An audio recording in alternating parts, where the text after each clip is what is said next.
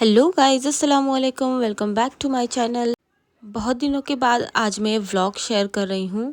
I think ये vlog बकरा ईद से पहले वाला है। वीडियो एडिट करके तो रखा हुआ था, लेकिन वॉइस ओवर करने का ही टाइम नहीं था, तो सोचा कि चलो आज यही व्लॉग शेयर कर देती हूँ। बकरा ईद से पहले मेरी क्लीनिंग वगैरह सब चालू थी। घर की क्लीनिंग हो या और कोई काम हो, लेकिन हम लेडीज़ का ऐसा है ना कि हमें खाना बनाना तो मस्ट है। तो सुबह सुबह नहाने से पहले बिस्तर वगैरह मैंने धो लिए थे।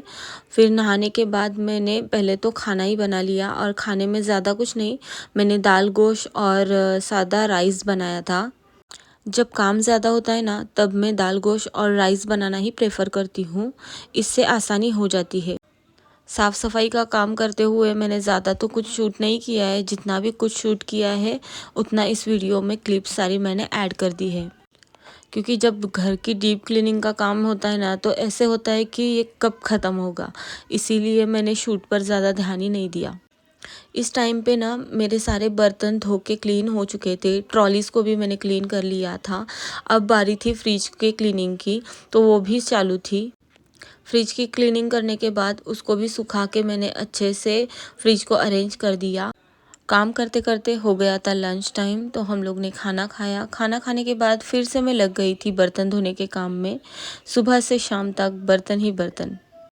अच्छा, लास्ट वीडियो में मैंने बताया था कि मैं ग्लास के शेल्फ्स में किचन में अरेंज करके ले रही हूँ। तो वो वाले शेल्फ्स मैंने ना वहाँ यहाँ पे वीडियो में आपको दिख रहा होगा कि मैंने कहाँ पर लगाया है। जो सिंक एरिया है ना, उसके ऊपर टैप के ऊपर आपको दिख रहा होगा, वहाँ पे मैंने एक वो शेल्फ अरेंज किया है। वहाँ पे इसलिए मैंने वो लगवाया है ताकि वहाँ पे मैं सोप डिस्पेंसर वगैरह रख सकूँ। क्लीनिंग इसलिए फटाफट हो रही थी क्योंकि आज हम लोग बहुत एक्साइटेड थे, क्योंकि हमारे घर आने वाला था आज एक बकरा। फर्स्ट टाइम हम लोग कुर्बानी करने वाले थे, तो मेरे हस्बैंड बकरा लाने के लिए ही गए हुए थे। मेरे बच्चे भी इतना एक्साइटेड थे ना कि क्या ही बोलूँ, क्योंकि फ़र्स्ट टाइम उनका भी एक्सपीरियंस था कि ऐसे कोई एनिमल अपने घर पे आएगा, रहेगा। तो सुबह से उनका चला था कि मम्मा कब आएगा, कब आएगा, कब आएगा। खैर, बकरे के आने में तो अभी टाइम था, तब तक मैं कर रही थी फ्रिज को अरेंज। तो वीडियो में जैसे कि आप लोग देख ही सकते हो, मैंने सारे जो भी मटकी, छोले, राजमा, ये जो चीज़ें रहती हैं ना, उनको भी एक डब्बे में अरेंज करके रखा था। बाकी तो सारे डब्बों में ही मैं फ्रीज करके रखती हूँ चीज़ें। तो अरेंज करने के बाद ऐसे कुछ मेरा फ्रिज लग रहा था।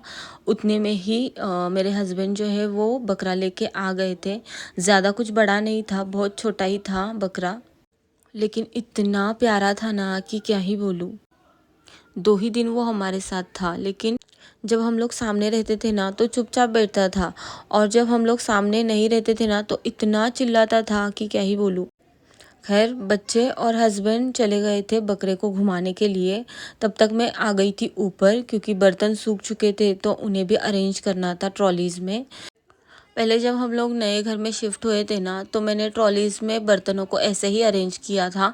लेकिन इस टाइम मैंने ना ऑनलाइन ये प्लास्टिक वाली शीट मंगवाई थी। शीट की क्वालिटी तो बहुत मस्त थी, लेकिन लेंथ में ही थोड़ी कम थी। तो उस शीट में जितनी ट्रॉलीज़ कवर हो गई, उतनी ट्रॉलीज़ को मैंने कवर कर लिया था, और फिर बर्तनों को अरेंज कर लिया था। और फिर बचे हुए ट्रॉलीज़ में ये मेरे पास कुछ वाइट शीट्स पड़े हुए थे ऐसे ही, उनको मैंने लगा दिया और उसमें बर्तनों को फिर से अरेंज कर दिया था। हमारे ट्रॉली वाले ने ना इतनी अच्छी ट्रॉलीज़ बनाई है कि क्या ही बोलूँ। इसका हर एक पार्ट अलग होता है, हर एक शेल्फ़ को मैं अलग करके वॉश कर सकती हूँ। और मैंने ऐसे ही किया था, हर शेल्फ़ को बाहर निकाल के अच्छे से वॉश किया और फिर उसको सुखा के असेंबल कर दिया था।